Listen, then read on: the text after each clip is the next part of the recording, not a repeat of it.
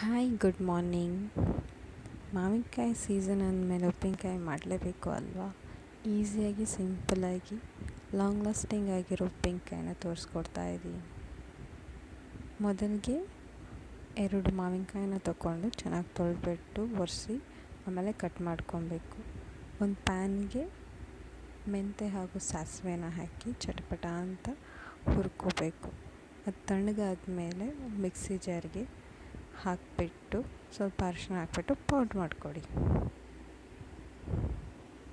ಅದಾದಮೇಲೆ ಒಂದು ಬೌಲ್ಗೆ ಮಾವಿನಕಾಯಿ ಹಾಕ್ಕೊಂಡು ಅದಕ್ಕೆ ಮಿಕ್ಸ್ ಮಾಡಿರೋ ಪೌಡರ್, ಆಮೇಲೆ chilli powder, turmeric powder, salt ಹಾಕಿ ಚೆನ್ನಾಗಿ ಮಿಕ್ಸ್ ಮಾಡಿ. ಕೈ ತಾಗ್ಸೋಕ್ಕೆಲ್ಲ ಹೋಗಬೇಡಿ, ಚೆನ್ನಾಗಿ ಡ್ರೈ ಆಗಿ ಮಿಕ್ಸ್ ಮಾಡಿ.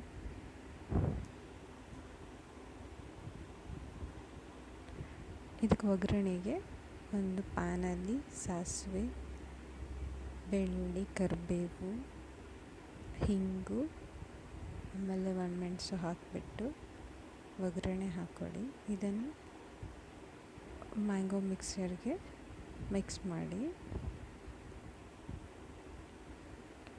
ಚೆನ್ನಾಗಿ ಮಿಕ್ಸ್ ಮಾಡಿಬಿಟ್ಟು ಒಂದು ಜಾರಲ್ಲಿ ಸ್ಟೋರ್ ಮಾಡಿ. 2 ಡೇಸ್ ಆದಮೇಲೆ delicious pickle ready to heat.